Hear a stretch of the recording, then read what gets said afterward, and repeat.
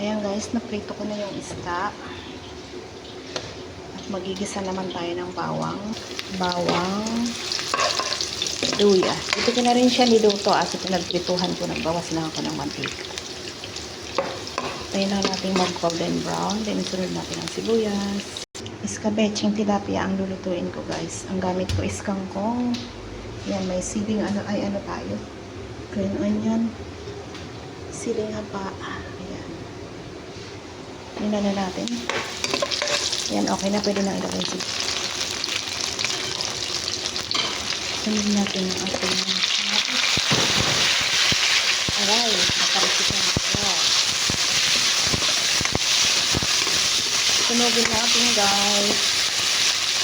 Hindi naman sunugin. Lagyan natin asin.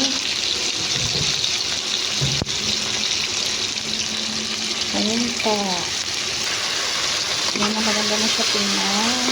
Umano na ang kamatis. Durog na yung kamatis. Durugin pa natin ang paminta. Ayan, okay na yan siya guys. Lagyan na natin uli ang ating tilapia.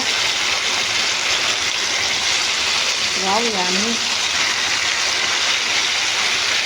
Saka natin lagyan ng tubig.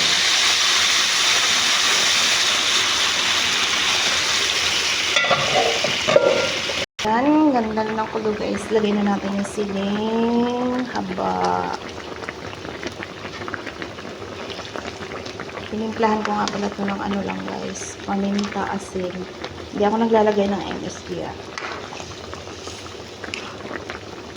Sarap nito pag patisang ititimpla nyo. Ay, ang ganda lang sa bawat. Tignan natin kung sarap. Harap. Pwede na natin ilagay ang ating kangkong. Fresh na fresh yung kangkong ko guys. Talagang bagong harvest. Tanim ko to guys. Tinanim ko yan dyan sa labas.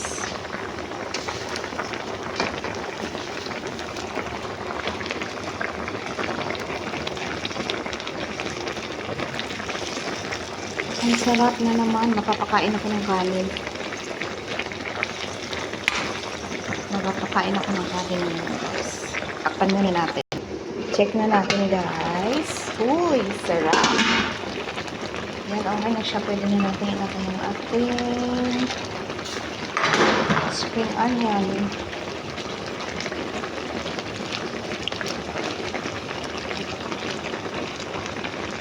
Ilalagay tayo ng kaunting lemon juice.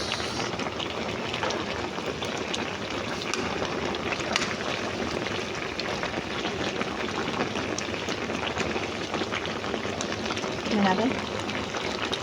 Sarap. Ayan, okay na guys. Thanks for watching guys. Kung gusto niyo, please don't forget to like and share. Bye!